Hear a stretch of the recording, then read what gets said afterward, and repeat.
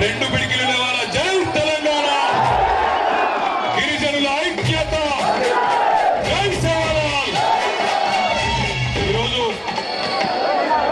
మానుకోటలో ఈ మహాధర్నా కార్యక్రమాన్ని ఏర్పాటు చేసిన మా ఆడబిడ్డ మహబూబాబాద్ జిల్లా బీఆర్ఎస్ పార్టీ అధ్యక్షురాలు మాజీ పార్లమెంట్ సభ్యురాలు సోదరి మాలో కవిత గారు, గౌరవ మాజీ మంత్రి మీ అందరికీ సుపరిచితులైన పెద్దలు శ్రీమతి సత్యవతి రాథోడ్ గారు, గౌరవనీయులు పెద్దలు మరొక మాజీ మంత్రివర్యులు రెడ్డి నాయక్ గారు, గౌరవనీయులు మన మహబూబాబాద్ మాజీ శాసనసభ్యులు సోదరులు, శాసన మండలిలో మన పార్టీ ప్రతిపక్ష నాయకులు గౌరవనీయులు మధుసూదనాచారి గారు, జనగామ శాసనసభ్యులు సోదరులు, నియంతలాగా విర్రవీగుతున్న ఎస్సీ ఎస్టీ బీసీల భూములు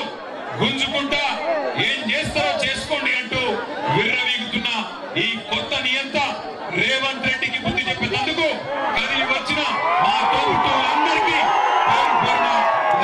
నమస్కారాలు. అసలు ఏం జరిగింది కొడంగల్లో ముఖ్యమంత్రి గారి నియోజకవర్గంలో ఏం జరుగుతా ఉన్నదంటే, ఒక్క మాట మీరు అన్నకారు రైతుల భూములు ఫార్మా విలేజ్ కోసం అని చెప్పి తీసుకుంటానని చెప్పి ముఖ్యమంత్రి ఈ ప్రభుత్వం మరి కాగితాల మీద కాగితాలు కలుపుతుంటే అక్కడ ఉండే మా లంబాడ అన్నదమ్ములు, మా బంజారా ఆడబిడ్డలు తిరుగుబాటు చేసుకో అని చెప్పింది.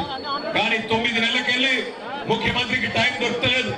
ముఖ్యమంత్రికి గిరిజన ఆడబిడ్డలను కానీ అక్కడ ఉన్న దళిత అన్నదమ్ములను కానీ కలుసుకునే టైం ముఖ్యమంత్రికి లేదు. ఎక్కే విమానం దిగే విమానం, ఢిల్లీకి పోవాలి రావాలి 28 సార్లు వేయండు, 28 రూపాయలు కూడా తేలేకపోయింది. అట్లాంటి ముఖ్యమంత్రి ఈరోజు సొంత నియోజకవర్గంలోనే ఈరోజు తిరుగుబాటును ఎదుర్కొంటా ఉన్నాడు. మొన్న జరిగింది అధికారులకు వ్యతిరేకంగా జరిగిన నిరసన ప్రదర్శన కాదు.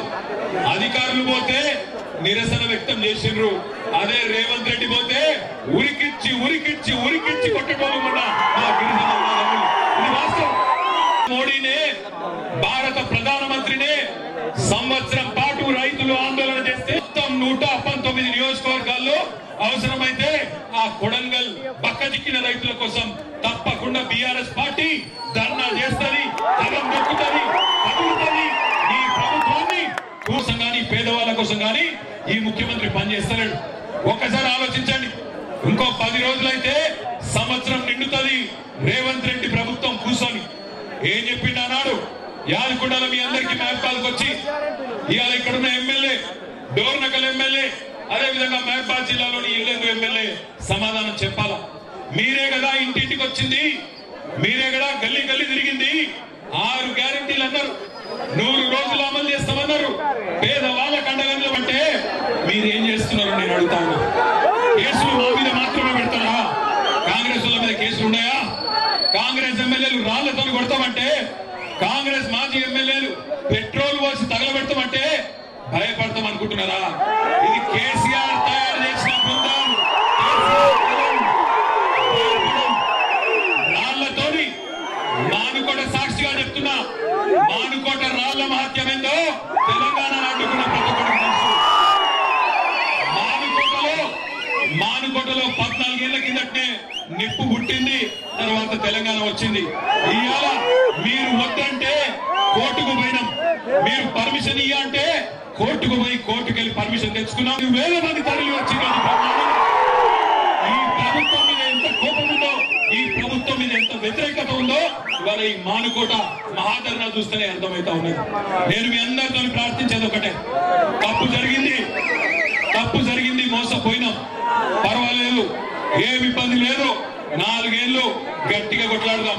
ఒక లగచర్ల కాదు, ఎక్కడ అన్యాయమైన గొంతిప్పుదాం. మరిన్ని అప్డేట్స్ కోసం మా ఛానల్ ని సబ్స్క్రైబ్ చేయండి. ధన్యవాదాలు.